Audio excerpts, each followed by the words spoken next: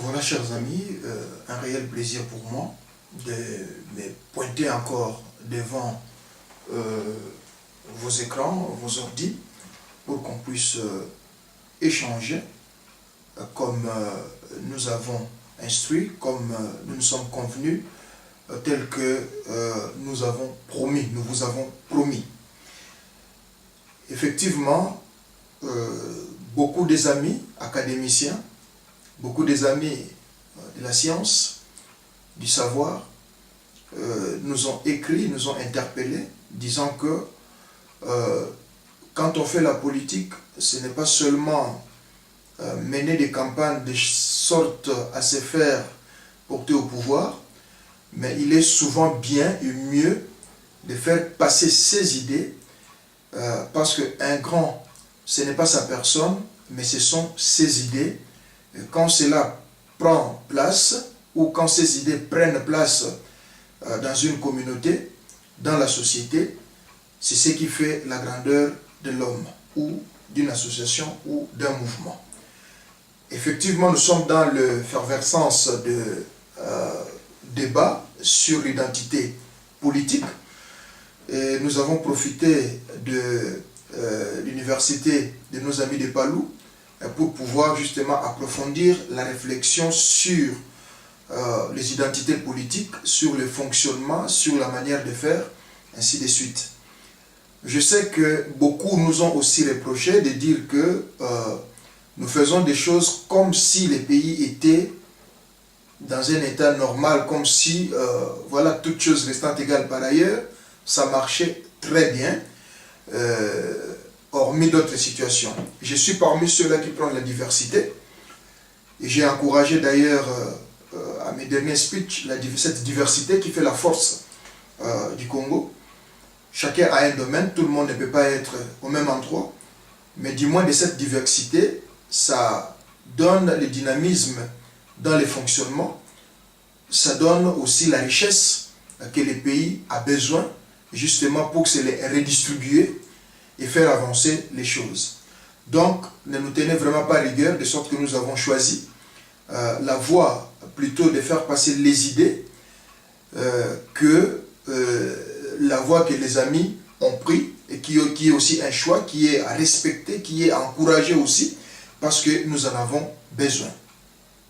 Cela étant, nous allons continuer à échanger sur les valeurs de la gauche. Je suis de la gauche, et au vu de la RDC, au vu des théories de la gauche, et au vu de certains mouvements qui se réclament aussi de la gauche.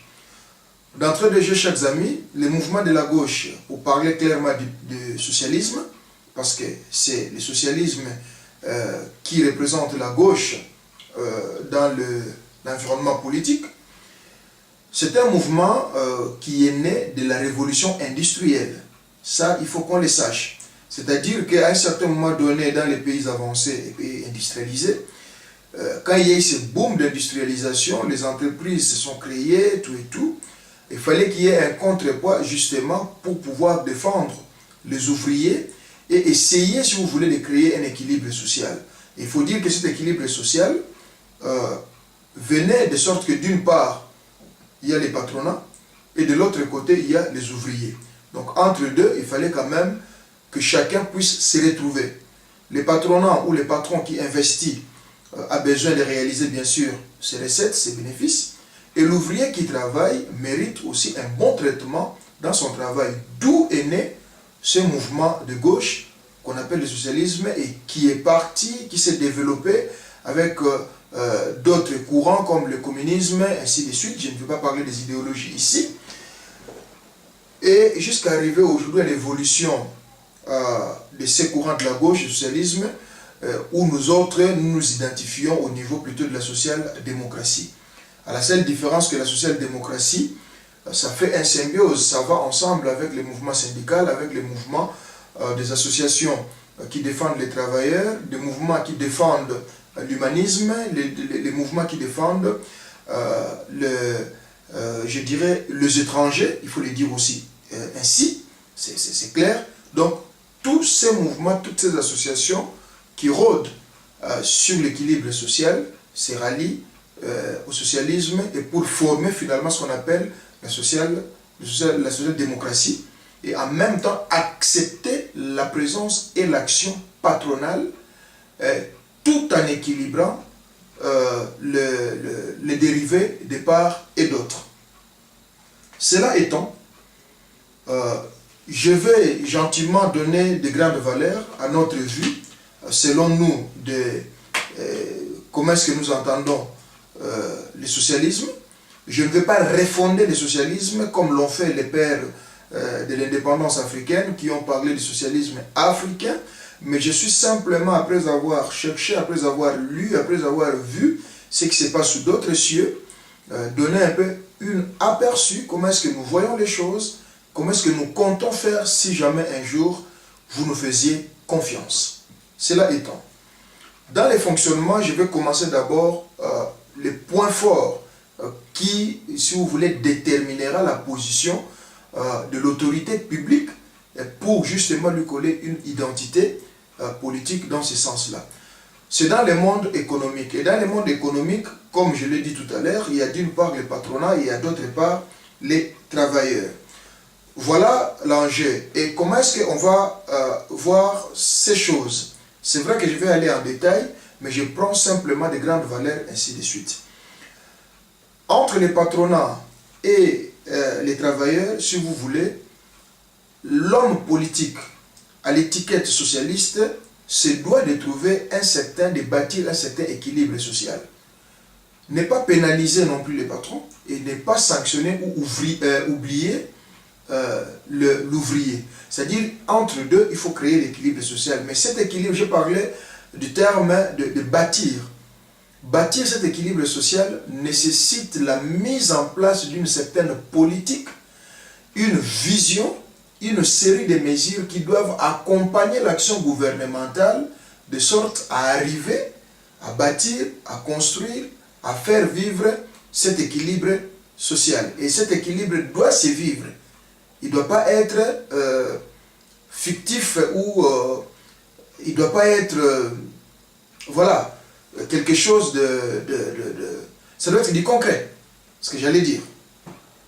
En cela, nous savons que du côté patronal, quand les patrons s'engagent, c'est pour sans doute réaliser des bénéfices. Toute personne qui investit s'attend à ce que son investissement lui rapporte. Ça, c'est clair et net. On ne doit pas empêcher cela à ceux-là qui investissent. Mais de l'autre côté, les travailleurs, l'ouvrier qui travaille, mérite un traitement quelconque, un traitement, comme on dit, décent. Alors, pour faire la part des choses entre deux, les patrons s'engagent à payer un salaire à l'ouvrier, mais ce salaire doit être un salaire réaliste. Voilà où commencent les choses, où commence la construction sociale, la construction de l'équilibre social à notre entendement et à notre vue et à notre manière. Ça commence par là.